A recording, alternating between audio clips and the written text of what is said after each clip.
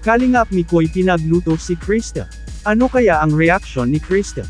Pero hala, bakit may sing-sing? Yan ay sama-sama nating tutukan mamaya mga idol, at paalala lang po, ito ay pang pagod vibes lang na kwento, para sa ating mga solid supporters ng Mike Reyes serye, for entertainment purposes only.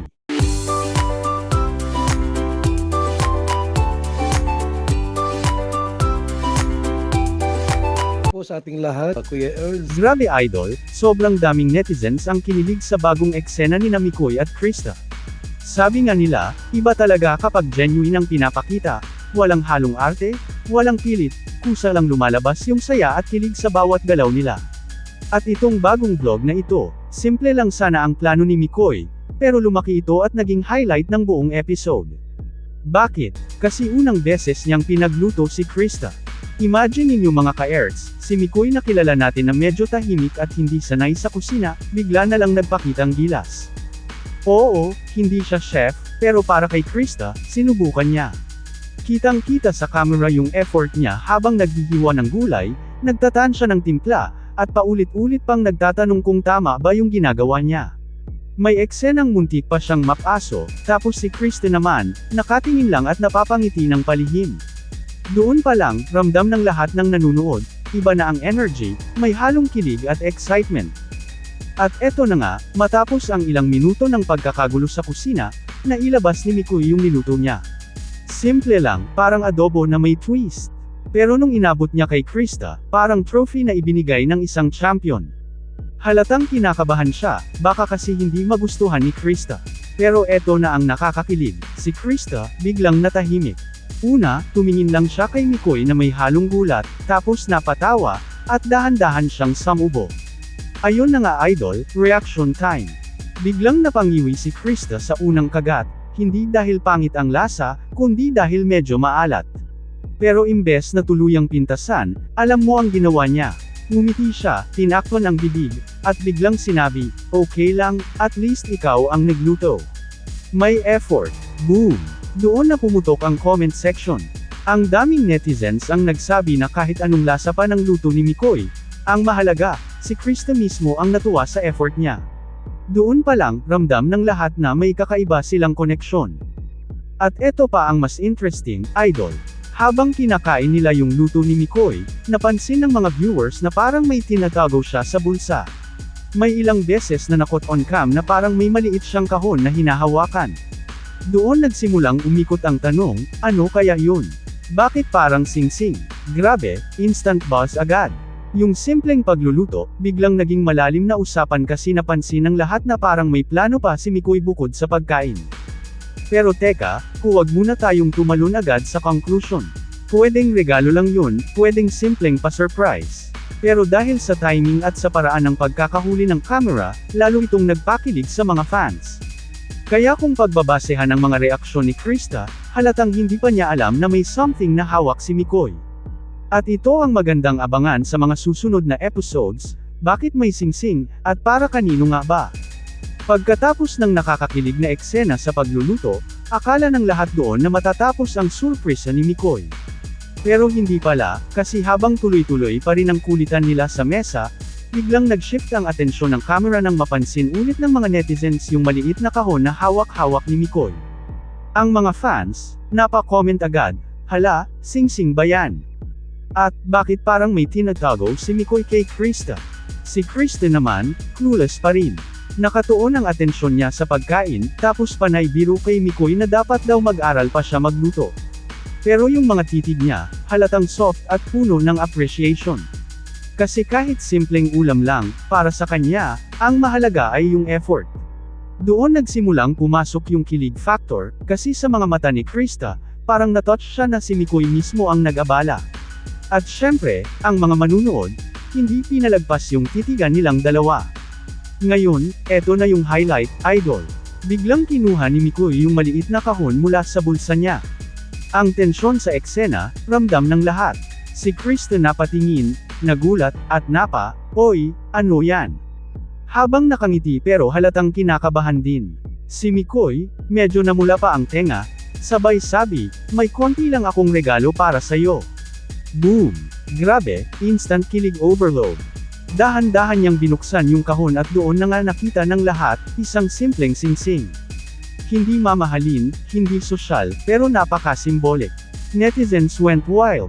Ang daming comments na, proposal na ba yan? Grabe, 16 pa si Krista. Wag muna, at, baka friendship ring lang yan mga lods, chill. Ang saya kasi dami agad haka-haka. Pero idol, malinaw sa sinabi ni Mikoy, wala lang, para maalala mo lagi yung effort ko. Para friendship, para swerte sa school mo. Kita mo, safe pa rin, hindi love angle, pero ramdam ng lahat na may halong espesyal na kahulugan. At ang reaksyon ni Krista. Ayun, napangiti ng todo, medyo namula, at natawa ng sabay. Sabi pa niya, ang corny mo, pero thank you ha. Doon na pumutok ang kilig ng buong eksena. Kasi kahit simpleng singsing lang, parang big deal sa kanila at sa fans. Sabi ng iba, simbolo raw ito na nagsisimula ng magkaroon ng mas malalim na closeness si Mikoy at Krista, kahit pa nasa murang edad pa si Krista at hindi pa pwede sa seryosong bagay. Kaya tamang-tama lang na tinawag ito ni Mikoy na friendship ring. Pero idol, ang hindi inaasahan, may pa-teaser pa pala si Mikoy. Bago matapos yung vlog, bigla siyang bamulong kay Krista ng, hindi pa yan ang totoong plano ko. Boom! Cliffhanger agad. Kaya lahat tuloy nag-abang kung ano pa ang susunod niyang surprise. Pagkatapos ibigay ni Mikoy yung singsing kay Krista, parang biglang nag-iba ang atmosphere ng vlog. Kanina, light at masaya lang, punong-puno ng kulitan, pero ngayong may hawak na si Krista na maliit na kahon at nakasuot na sa daliri niya ang simpleng singsing, parang naging mas sentimental ang vibes.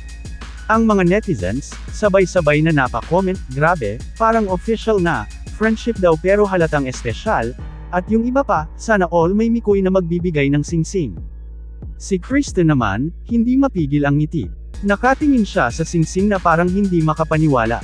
Kahit paulit-ulit niyang sinasabi na, friendship ring lang ta, halata sa kilos niya na na-touch talaga siya. May moment pa nga na nilagay niya yung kamay niya sa camera para ipakita sa viewers. Sabay sabi, oh guys, may singsing na ako galing kay Mikoy. Corny pero cute, diba? Boom! Ayun na, instant trending moment. Pero idol, hindi lang doon natapos. Ang nakakakilig pa, habang nagre-react si Krista, si Mikoy naman nakatitig lang sa kanya, parang tahimik pero punong-puno ng emosyon. Parang sa isip niya, mission accomplished kasi napasaya niya si Krista kahit sa simpleng paraan lang. At doon na naman kumulo ang comment section, kita niyo yung titig ni Mikoy. Hindi friendship lang yun. Ngayon, lumabas na rin yung mixed reactions mula sa mga viewers. Yung iba, sobrang kinilig, kasi sa murang edad nila, ramdam na agad yung closeness at chemistry nila. Yung iba naman, nagpaalala rin na bata pa si Krista at tama lang na friendship lang ang level nila ngayon. Pero kahit ano pa man, iisa ang napansin ng lahat, genuine ang connection. Hindi scripted, hindi pilit, kaya tumatagos sa puso ng mga nanonood. At syempre, idol, mas nagdagdag pa ng excitement yung teaser line ni Mikoy na, hindi pa yan ang totoong plano ko. Kasi parang nagsisigaw na yung mga fans na, ano pa bang surprise move, Mikoy?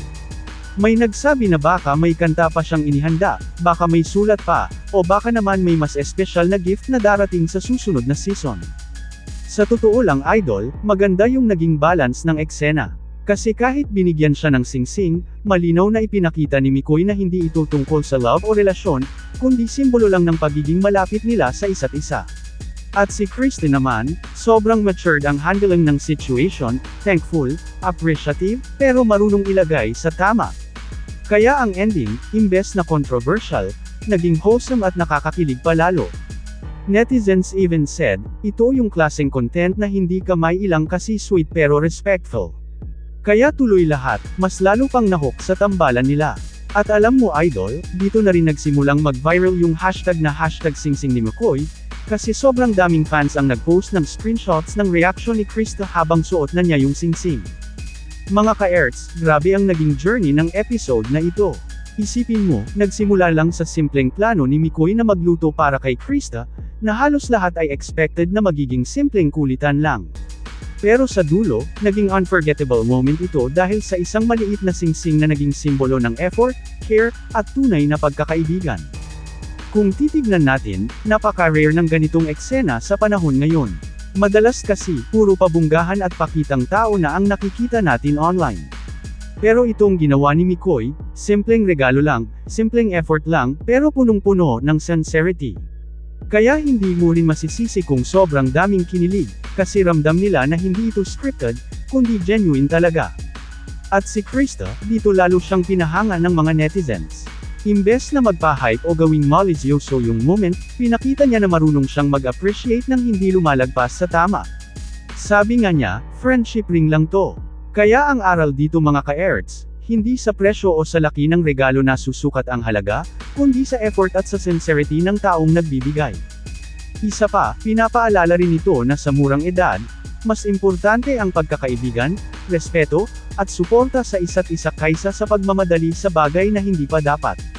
At dito, both Mikoy and Krista showed maturity na kahit bata pa sila, marunong silang i-handle ang sitwasyon sa tamang paraan. Kaya ang message dito, value small efforts, appreciate little gestures, and always put things in the right perspective. Sa huli, mga ka-erts, bitin pa rin tayo sa teaser ni Mikoy na, hindi pa yan ang totoong plano ko. Kaya abangan natin kung ano pa ang pasabog niya sa susunod na season. Siguradong mas marami pang kilig at mas marami pang wholesome moments ang darating. Kung nag-enjoy kayo sa reaction na ito, don't forget to like, share, at mag-comment sa baba kung ano ang hula ninyo tungkol sa singsing ni Mikoy. At syempre, huwag kalimutang mag-subscribe dito sa Kuya Ers channel para updated kayo sa lahat ng mga bagong episodes at reactions na siguradong ikakakilig ninyo.